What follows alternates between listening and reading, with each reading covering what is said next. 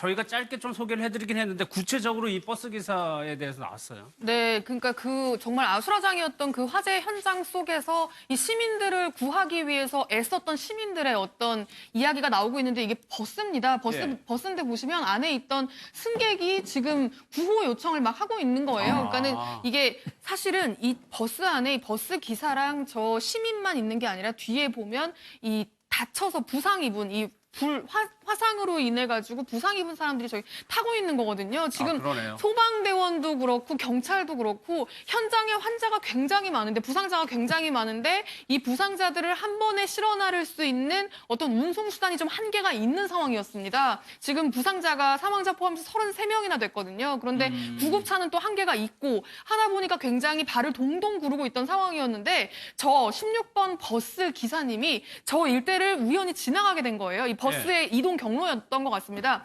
지나가다가 불이 나고 아수라장이 된 상황을 보니까 본인이 직접 차를 세우고 이제 그 승객이 2명 정도 타고 있었다고 하는데 그 2명에게 양해를 구하고 내가 지금 더는 못 가겠다. 이 사람들 좀 구해야겠다라고 이제 승객들에게 양해를 구하고 이제 환자들을 막 실어가지고 지금 이제 도립병원으로 이동을 막 빠르게 하고 있는 중인데요. 그 승객 2명 중에 1명은 또 내리지 않고 저렇게 그 환자 심폐소생술하는 걸 돕고 심지어는 저렇게 팔로 계속 손짓을 하면서 그 다른 차량들한테 좀 비켜달라고 계속 이제 얘기를 하고 있는 과정인 겁니다. 예, 윤 대표 이 버스 기사 이혜성 씨인데 혹시나 도움이 되지 않을까 싶어서 세웠다는 거거든요. 그렇죠. 그 자발적으로 했다는 데 의미가 있고 그 군산이 요새 경제도 어려운데 GM 그렇게 돼서 아마 경제도 굉장히 실업자도 많고 어려운데 저런 사고가 나서 안타까운데 그래도 이번에 소방서가 빨리 출동을 해가지고 이번에 이 신고 25분 후에 화재 진압이 끝나고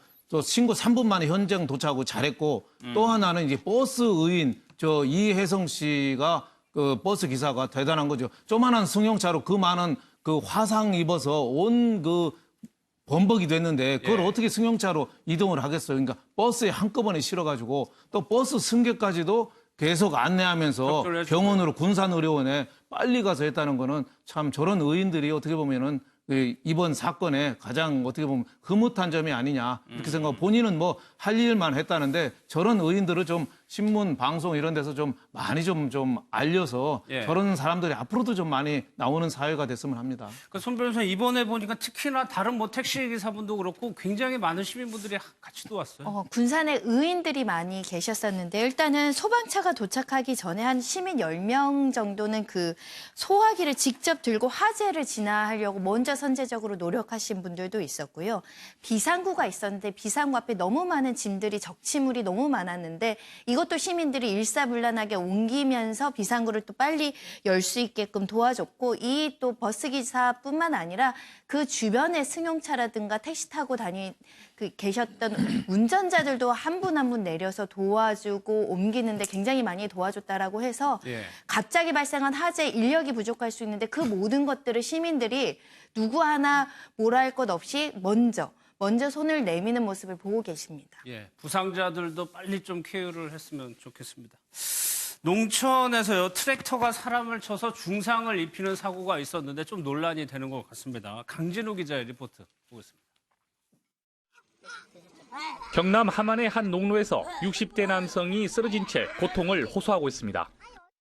이웃 농민이 몰던 트랙터에 치인 피해자는 늑골과 다리가 부러지는 중상을 입었습니다. 술에 취한 채 트랙터를 운전하던 가해자는 물대기 작업을 하던 피해자를 그대로 치고 지나갔습니다. 피해자가 농로에 세워둔 오토바이가 트랙터 이동에 방해된다며 말싸움을 벌인 겁니다. 이 과정에서 출생지 비하 발언도 있었습니다.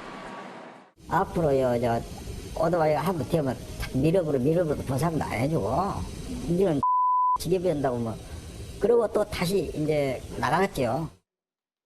가해자는 기억이 나지 않는다고 말합니다. 그래, 기억이 없어요. 없으면 내가 세자 그러십니까? 경찰도 단순 교통사고로 접근했다가 청와대에 청원이 올라가면서 여론의 문매를 맞았습니다.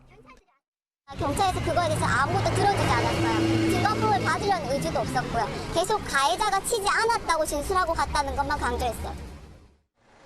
경찰은 논란이 일자 교통사고 특례법 위반을 특수상해 혐의로 변경해 수사를 진행하고 있습니다.